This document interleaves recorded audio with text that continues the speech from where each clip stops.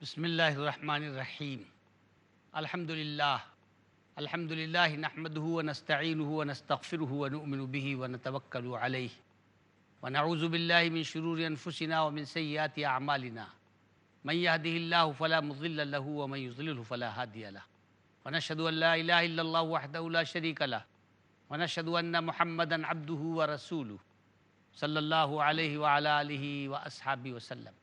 اما بعد، حاضرین کرام، آج کی نشست اور آج کی تقریر اور آج کے بیان کا موضوع ہے مقصد زندگی. قرآن کی روشنی میں ہماری زندگی کا کیا مقصد ہے، ہماری زندگی کا نصب العین کیا ہے، ہماری منزل کیا ہے، ہم کس لیے جی رہے ہیں، ہم دنیا میں کس لیے آئے ہیں. ہم کو اپنا مقصد زندگی ہی معلوم نہیں ہے. عزیزان گرامی، ہمیں اپنی منزل معلوم ہونی چاہیے، ہمیں اپنا مقصد زندگی معلوم ہونا چاہیے. کس لیے ہم جی رہے ہیں، اللہ تعالیٰ نے ہم کو کس لیے پیدا کیا. دیکھیے، اگر ہم اپنی طرف سے بتائیں یا اور لوگوں کی طرف سے بتائیں تو ظاہر ہے کہ ہمارا بتایا ہوا مقصد یا دوسرے لوگوں کا بتایا ہوا مقصد زندگی معتبر نہیں ہوگا. جس نے آپ کو پیدا کیا ہے اس نے خود آپ کا مقصد زندگی بتایا ہے. قرآن کریم، اس کے اندر عقیدہ بھی ہے، اس کے اندر رہن سہن کا طریقہ بھی بتایا گیا ہے کہ پڑوسیوں کے ساتھ کس طرح رہو، رشتہ داروں کے ساتھ کس طرح رہو، غیر مسلموں کے ساتھ کس طرح رہو، یہودی، نصرانی، پارسی، عیسائی، ان کے ساتھ کس طرح رہو، وطن والے جو ایک وطن میں رہتے ہیں ان کے ساتھ کس طرح رہنا چاہیے، گھر کے اندر کس طرح رہو، مسجد میں کس طرح رہو، اسکول و بازار میں کس طرح رہو. تمام طریقے قرآن کریم میں بتائے گئے ہیں. اللہ کے بتائے ہوئے طریقے ہیں، یہ انسان کے بتائے ہوئے طریقے نہیں ہیں. تو ہم کو اپنی زندگی کا مقصد قرآن کریم کی روشنی میں سمجھنا چاہیے. اور قرآن کریم کی ہر بات کھلی ہوئی ہے، اس میں ایچ پیچ نہیں ہے، اس میں کوئی الجھاؤ نہیں ہے. اللہ کی کتاب میں کوئی لگی لپٹی نہیں رکھی گئی ہے. واضح کر کے سب پردے ہٹا دیے گئے ہیں، غبار چھانٹ دیا گیا ہے اور حقیقت بے نقاب صورت میں آپ کے سامنے رکھ دی گئی. مگر آپ سوچتے ہی نہیں، آپ سنتے ہی نہیں. اللہ تعالیٰ نے قرآن کریم میں 4 طرح کی زندگیاں ذکر کی ہیں کہ لوگ دنیا میں 4 طرح سے جیتے ہیں. لوگوں کی 4 طرح کی زندگی دنیا میں نظر آتی ہے. کچھ لوگ ہیں جن کی زندگی کا مقصد ہے کھانا پینا، موج اڑانا اور دنیا سے چلے جانا. جیسا کہ اکبر الہ آبادی نے کہا ہے کہ واہ واہ صاحب بھی کیا کار نمایاں کر گئے، واہ واہ صاحب بھی کیا کار نمایاں کر گئے. بی اے کیا، نوکر ہوئے، پینشن ملی اور مر گئے. تو کچھ لوگوں کی زندگی کا مقصد ہے کھانا پینا، موج کرنا. ان کے اوپر کوئی ذمہ داری ہی نہیں ہے، وہ دنیا میں کوئی کارنامہ انجام ہی نہیں دینا چاہتے. یہ ہے مشرکانہ زندگی، یہ ہے کافرانہ زندگی، یہ ہے خدا کے انکار کی زندگی. جو خدا کو نہیں مانتے، جو مذہب کو نہیں مانتے، وہ اس طرح کی زندگی بسر کرتے ہیں. میرے عزیزو، ایسے آدمی جو 70 سال 80 سال پہاڑ جیسی زندگی، ایک سال میں 365 دن ہوتے ہیں، 70-80 سال تک آدمی اللہ کے آسمان کے نیچے، خدا کی زمین کے اوپر رہا اور خدا کی نعمتوں سے فائدہ اٹھایا اور ایک لمحے کے لیے بھی نہیں سوچا کہ اس کی زندگی کا کیا مقصد ہے. اگر ایسا آدمی آگ کے الاؤ میں ڈال دیا جائے تو کوئی ظلم نہیں ہے، صحیح ہے. اتنا غافل، اتنا بے شعور، اتنا بے حس، اتنا نیڈر، اتنا بے باک. تو یہ ایک زندگی ہے. ایک دوسری زندگی ہے، وہ کیا ہے؟ نفس پرستانہ زندگی. بیوی میں مست ہیں، بچوں میں مست ہیں، جانوروں میں مست ہیں. بنیا ہے، اس کو سونے اور چاندی سے محبت ہے. آنکھ کھلتی ہے سونے اور چاندی پر اور آنکھ بند ہوتی ہے سونے اور چاندی پر. جب تک نوٹوں کی گڈی نہ دیکھے تب تک بیچارے کو چین ہی نہیں آتا. اگر نوٹ آتے رہیں، اگر چاندی اور سونے کے سکے کھنکھناتے رہیں تو لالا جی کو چاہے آپ دوپہر کو کھانا دیں یا نہ دیں، ان کی طبیعت مگن رہے گی.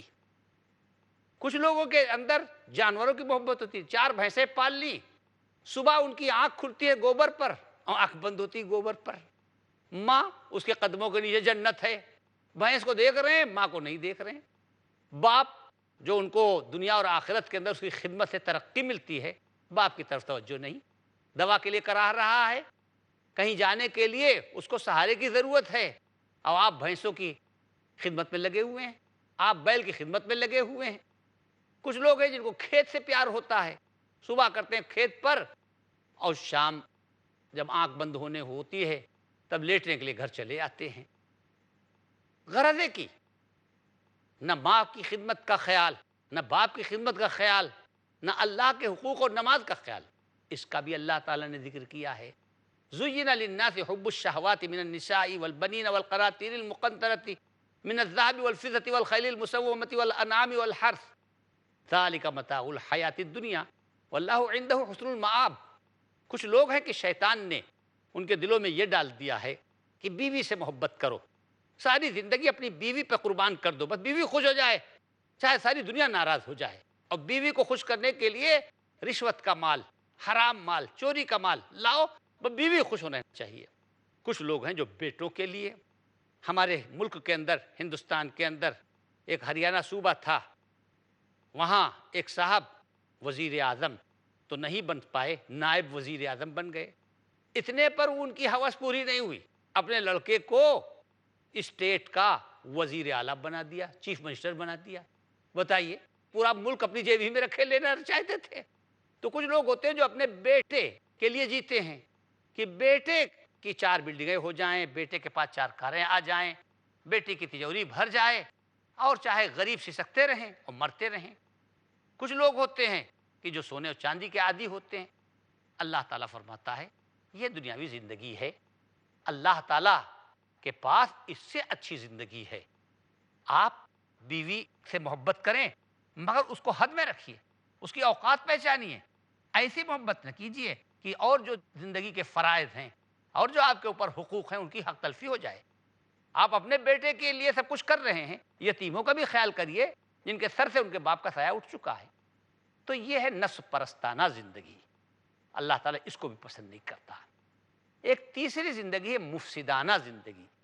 کچھ لوگ ہوتے ہیں جو فساد برپا کرتے ہیں، جو ریشہ دوانی کرتے ہیں، جو لگائی بجھائی کرتے ہیں، جو جوڑ توڑ کرتے ہیں، جو ملک میں، جو شہر میں، جو گاؤں میں آگ لگاتے ہیں، 2 آدمی ملے جلے رہتے ہیں ان میں پھوٹ ڈالتے ہیں، ادھر کی بات ادھر، ادھر کی بات ادھر۔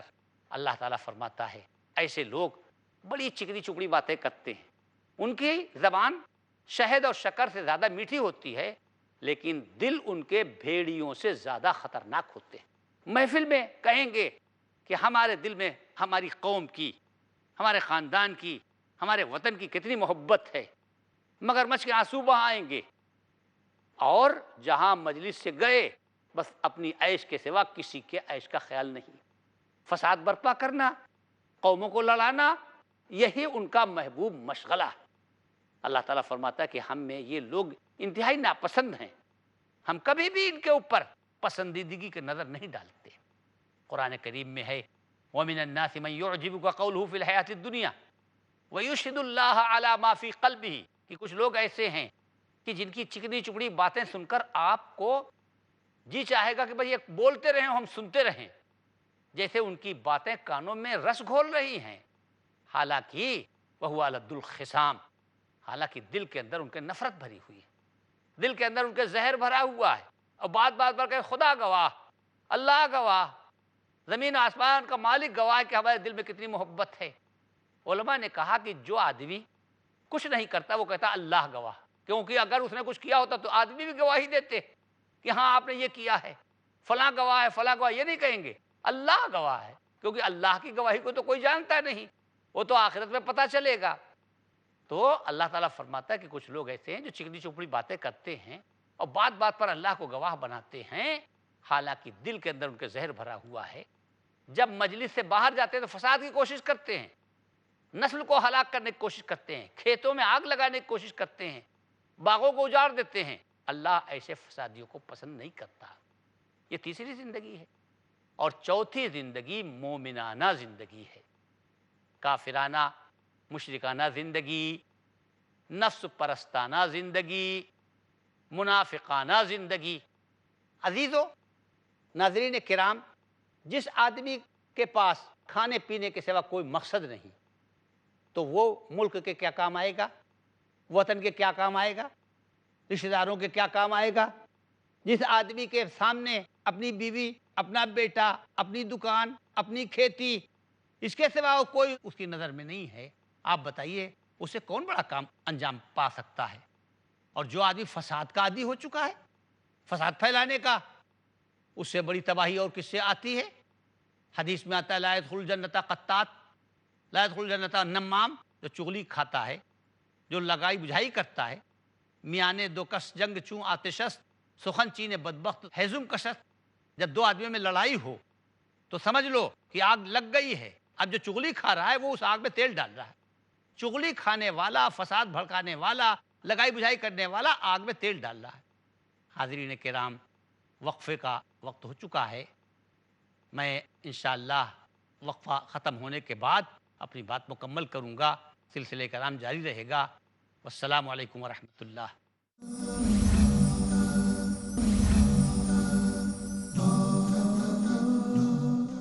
حضرات، میں یہ عرض کر رہا تھا کہ قرآن کریم نے 4 طرح کی زندگیوں کا ذکر کیا ہے۔ ایک کافرانہ زندگی، مشرکانہ زندگی، دوسری نفس پرستانہ زندگی، تیسری منافقانہ زندگی، مفسدانہ زندگی، اور چوتھی مومنانہ زندگی۔ ایک مومن، ایک مسلمان کو کس طرح زندہ رہنا چاہیے؟ تو سنیے قرآن کریم نے کیا کہا ہے۔ جیسا کہ میں نے عرض کیا کہ یہ میں اپنی طرف سے نہیں کہہ رہا ہوں یا اور انسانوں کی طرف سے نہیں، آپ کے پیدا کرنے والے کی بات آپ کو سنا رہا ہوں۔ اللہ تعالیٰ فرماتا ہے یا ایھا الذین آمنوا ارکعوا واسجدوا واعبدوا ربکم وافعلوا الخیر لعلکم تفلحون وجاہدوا فی اللہ حق جہادہ هو اجتباکم وما جعل علیکم فی الدین من حرج ملۃ ابیکم ابراہیم وسماکم المسلمین من قبل وفی ھذا لیکون الرسول شہیدا علیکم وتکونوا شہداء علی الناس فاقیموا الصلاۃ وآتوا الزکاۃ واعتصموا باللہ هو مولاکم فنعم المولا ونعم النصیر۔ ان آیات مبارکہ کے اندر اللہ تعالیٰ نے مومن کی زندگی کا نقشہ کھینچا ہے۔ مومن کو کیسا ہونا چاہیے؟ مومن کو کبھی رکوع کرتے ہوئے نظر آنا چاہیے، کبھی سجدہ کرتے ہوئے نظر آنا چاہیے، کبھی نیکیاں پھیلاتے ہوئے نظر آنا چاہیے، کبھی اپنے دین اور اپنے مذہب کے لیے جد و جہد اور پوری قربانی دیتا ہوا نظر آنا چاہیے۔ نماز قائم کرو، زکوٰۃ دو، لوگوں کے حقوق ادا کرو۔ اللہ تعالیٰ نے تم کو مسلم کہا ہے، تابع دار، بندگی کرنے والے، لہذا اللہ کی رسی کو مضبوطی سے پکڑ لو۔ اے ایمان والو، رکوع کرو، سجدہ کرو، اپنے رب کی عبادت کرو، نیکی کرو تاکہ تم کامیاب ہو جاؤ۔ نیکی کے بغیر برائی کرنے سے کامیاب نہیں ہو سکتے۔ نماز، رکوع و سجدے سے بے نیاز ہو کر تم کامیاب نہیں ہو سکتے۔ وجاہدوا فی اللہ حق جہادہ، اللہ کے لیے جیسی کوشش کرنے کا حق ہے، کوشش کا حق ادا کر دو۔ اللہ نے تم کو مسلمان کہا ہے، اس سے پہلے بھی تمہارا نام مسلم تھا، یعنی اللہ کی اطاعت کرنے والے، اور قرآن میں بھی تمہارا نام مسلمان ہے۔ یہ تمہارے جد امجد حضرت ابراہیم علیہ السلام کا لایا ہوا طریقہ ہے۔ اللہ تعالیٰ نے دین کے اندر کوئی تنگی نہیں رکھی ہے، ایسے احکام کا حکم نہیں دیا ہے اور ایسی چیزوں کا پابند نہیں کیا ہے کہ جو تمہارے لیے مشکل ہوں۔ تمہاری مشکلات، تمہاری مجبوریاں، تمہاری بیماریاں، آزاریاں، ان کا سامنے خیال رکھ کر تم کو نماز کا، روزے کا، زکوٰۃ کا حکم دیا ہے۔ فاقیموا الصلاۃ، لہذا نماز قائم کرو، زکوٰۃ دو، اللہ کی رسی کو مضبوطی سے پکڑ لو۔ اللہ کی رسی کو اگر کوئی پکڑ لیتا ہے تو پھر اللہ تعالیٰ اپنی رسی چھڑاتا نہیں ہے۔ ہوا مولاکم فنعم المولا ونعم النصیر، اللہ تمہارا کارساز ہے تو کتنا اچھا کارساز ہے اور کتنا اچھا مددگار ہے۔ دوستو، جب سب لوگ ساتھ چھوڑ دیتے ہیں اس وقت بھی اللہ ساتھ نہیں چھوڑتا اور اللہ مدد کرتا ہے۔ اب آپ غور کیجئے کہ کیا آپ کی زندگی مومنانہ ہے؟ کیا آپ رکوع اور سجدہ کرتے ہوئے نظر آتے ہیں؟ کیا آپ دین کے لیے جدوجہد کرتے ہیں؟ کیا آپ نے نماز کی اقامت اور زکوٰۃ کی ادائیگی کا پورا انتظام کیا ہے؟ اگر نہیں کیا ہے تو آپ اپنے مقصد زندگی سے دور ہیں۔ مسلمان خواہشوں کے غلام ہو گئے ہیں، سونے اور چاندی کے غلام ہو گئے ہیں۔ حضرت صلی اللہ علیہ وسلم کے اس فرمان کو نظر انداز کر دیا ہے۔ تعیس عبد الدینار، تعیس عبد الدرہم، تعیس عبد القطیفہ۔ وہ لوگ جو چاندی کے غلام ہیں وہ برباد ہو گئے، وہ لوگ جو سونے کے غلام ہیں وہ برباد ہو گئے، وہ لوگ جو ہر وقت پوشاک کی چکر پہ لگے رہتے ہیں وہ برباد ہو گئے۔ آپ نے فرمایا اذا ظن الناس بالدرہم والدینار وتبایعوا بالعینہ واتبعوا اذناب البقر سلط اللہ عدوہم علیہم۔ جب لوگ پیسے کو دانت سے پکڑ لیں، چاندی اور سونے کو سب سے قیمتی چیز سمجھیں، ضرورت پر خرچ نہ کریں اور بیل کی دم کے پیچھے لگے رہیں، یعنی ہر وقت اپنی کھیتی اور کاشتکاری سے مطلب رکھیں اور جو دنیا کے حقوق ہیں ان کی طرف نظر اٹھا کے نہ دیکھیں۔ جب ایسا کریں گے لوگ، یعنی دنیا ہی ان پہ مسلط ہو جائے، اللہ کے حق، مذہب کا حق پس پشت ڈال دیں، جدوجہد کرنا چھوڑ دیں، تو اللہ ان کے اوپر ذلت مسلط کر دیتا ہے۔ آپ کو معلوم ہے کہ کتنے لوگ گزرے ہیں کہ جنہوں نے اپنے لیے بہت تھوڑی چیز، تھوڑا سا کھانا، فقر و فاقے میں زندگی بسر کی، معمولی کپڑوں میں زندگی بسر کی، ایک ایک جوڑے کے اوپر پورا سال گزار دیا اور دوسرے تمام حقوق انہوں نے ادا کیے ہیں۔ یاد رکھیے اللہ تعالیٰ نے عزت اور آسائش، یعنی ایک عزت ہوتی ہے ایک آرام ہوتا ہے، عزت اور آرام میں بیر رکھا ہے۔ جیسے آگ و پانی میں بیر ہے، آگ و پانی جمع نہیں ہو سکتے، یا تو آگ رہے گی یا پانی رہے گا۔ اسی طرح سے یا تو آرام رہے گا اور یا عزت رہے گی۔ اگر آپ عزت کے طالب ہیں تو آپ کو آرام ترک کرنا پڑے گا، تناسانیاں چاہیں اور آبرو بھی، یعنی خوب عیش کریں، عیاشی نہ چھوڑیں، آرام طلب ہو جائیں، جو کھانے کا وقت ہے اسی وقت پہ کھانا کھائیں، جو سونے کا وقت ہے اسی وقت سوئیں، اور عمدہ قسم کے کپڑے پہنیں اور عیش و عشرت میں کوئی کمی نہ رکھیں، اور پھر عزت کو بھی پہنچ جائیں، یہ ناممکن ہے۔ تناسانیاں چاہیں اور آبرو بھی، وہ قوم آج ڈوبے گی گر کل نہ ڈوبی۔ اگر کل نہیں ڈوبی تو آج اس کو ڈوبنا ہے، جو اپنے آرام کے پیچھے رہے اور اپنے فرائض اور اپنا مقصد زندگی سامنے نہ رکھے۔ حضرات، آپ کو معلوم ہے کہ ہمارے اندر جو خرابیاں در آئی ہیں ان کی وجہ سے ہم کتنی نکبت، کتنے افلاس اور کتنی ذلت ہمارے اوپر مسلط ہو گئی ہے۔ صحابہ کرام کا حال کیا تھا؟ صحابہ کرام کا حال یہ تھا کہ وہ راتوں کو روتے تھے اللہ کے سامنے، اور حضرت حسن بصری فرماتے ہیں کہ سینکڑوں صحابہ کو میں نے دیکھا کہ اس طرح رات کو بے چین رہتے تھے جیسے سانپ نے کاٹ لیا ہو، اور جب صبح ہوتی تھی تو اللہ کے راستے میں میدان جہاد کے اندر شیر کی طرح ڈکارتے تھے۔ کیا جانے کس نے چھیڑ دیا ہے دلیر کو، سب دشت گونجتا ہے یہ غصہ ہے شیر کو۔ تو ایسے لوگ کہ جن کا ایک مقصد زندگی ہوتا ہے وہی دنیا سے جاتے ہوئے سرخرو ہوتے ہیں۔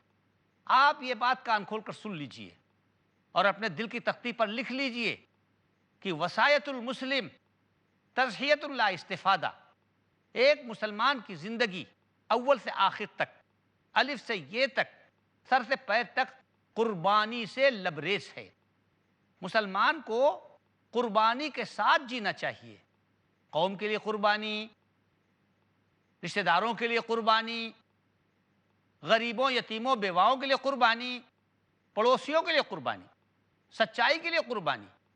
عجیب طرح کا دور آ گیا ہے، ایک شخص، ایک ظالم آدمی ہمارے پڑوسی کی بہو بیٹی کی عزت پہ ہاتھ ڈالتا ہے، اور پڑوسی کو ہماری گواہی کی ضرورت ہے، لیکن ہم اپنے فائدے کے لیے، اپنی جان اور اپنے مال کی حفاظت کے لیے اس غنڈے کے خلاف گواہی نہیں دیتے۔ ایک آدمی دن دہاڑے سڑک پر قتل کرتا ہے، اگر عدالت تک گواہ نہ پہنچیں تو قتل کے بارے میں فیصلہ کیسے کیا جائے؟ قاتل کے خلاف جج کیسے حکم سنائے؟ کیونکہ فیصلے کے لیے تو گواہ ضروری ہے، اور آپ گواہی نہیں دیتے۔ یہ کیا ہے؟ آپ سچائی کے لیے جی رہے ہیں؟ آپ کا کوئی مقصد ہے؟ آپ کے ہاں قاتل کے خلاف گواہی دینے کی جرات نہیں ہے۔ تو ان اللہ اشتری من المؤمنین انفسهم واموالهم بان لهم الجنہ، اللہ تعالیٰ نے ہمارے مال اور ہماری جانیں خرید لی ہیں، ہم نے اللہ میاں سے سودا کر لیا ہے، اللہ ہم کو جنت دے گا آخرت کے اندر، اور ہم اپنی جان اور مال لگا دیں گے سچائی کے لیے۔ حدیث میں آتا ہے الساکت عن الحق شیطان اخرس، اگر سچائی کہنے کی ضرورت ہے، سچ بات بولنے کی ضرورت ہے، گواہی دینے کی ضرورت ہے ظالم کے خلاف، بے ایمان کے خلاف، اور آپ گواہی نہیں دے رہے ہیں اور آپ خاموش ہیں، تو آپ گونگے شیطان ہیں۔ گونگا شیطان، اچھا آدمی بھی گونگا شیطان ہوتا ہے، یعنی جو کسی پر بری نظر نہیں ڈالتا، جو کسی کا مال نہیں چراتا، جو بے ایمانی نہیں کرتا، مگر پھر بھی گونگا شیطان ہے۔ وہ کس طرح ہے؟ تو اچھا آدمی، اپنی ذات میں تو اچھا ہے، نماز بھی پڑھتا ہے، روزہ بھی رکھتا ہے، جھوٹ نہیں بولتا، کسی کا مال نہیں لیتا، لیکن گواہی کی ضرورت ہے قاتل کے خلاف، تو گواہی دینے کے لیے تیار نہیں۔ تو ہمارے پیغمبر رسول اللہ صلی اللہ علیہ وسلم نے فرمایا کہ چاہے جتنا نیک ہو، لیکن اگر حق بات نہیں بولتا اور ہونٹ سی لیتا ہے تو وہ گونگا شیطان ہے۔ چکارے بے فضول من برآید، مراد دروے سخن گفتن نہ شاید۔ اگر ہمارے بولے بغیر کام چلتا ہو تو نہیں بولنا چاہیے، خاموشی اچھی چیز ہے، ایک خاموشی سے 100 بلائیں ٹلتی ہیں۔ اگر کوئی کام ہمارے بولے بغیر ہو جاتا ہے تو ہمیں نہیں بولنا چاہیے۔ وگر بینم کی نابینا و چاہست، اگر خاموش بنشینم گناہ است۔ لیکن اگر ہم دیکھ رہے ہیں کہ اندھا کنواں ہے، ہمارے سامنے اندھا کنویں میں گرا جا رہا، اور اس وقت ہم خاموش بیٹھے رہیں، ہونٹ سی لیں، خاموشی اختیار کریں، تو اس سے بڑا کوئی گناہ نہیں۔ تو اگر ہم اپنی زندگی کا مقصد سمجھیں، ہماری زندگی کا مقصد ہے اللہ کو راضی رکھنا، ہماری زندگی کا مقصد ہے انصاف کا جھنڈا بلند کرنا، ہماری زندگی کا مقصد ہے ظالم کے ہاتھ پکڑ لینا یا ظالم کے ظلم کو روکنے میں مدد دینا، وہ ہم نہیں کرتے، تو ہم اپنی زندگی کا مقصد پورا نہیں کرتے۔ نشست کا وقت ختم ہوا، میری بات مکمل ہوئی، اجازت دیجئے، اللہ تعالیٰ جب موقع دے گا تو پھر آپ کے سامنے آئیں گے۔ وآخر دعوانا الحمدللہ رب العالمین، والسلام علیکم ورحمۃ اللہ۔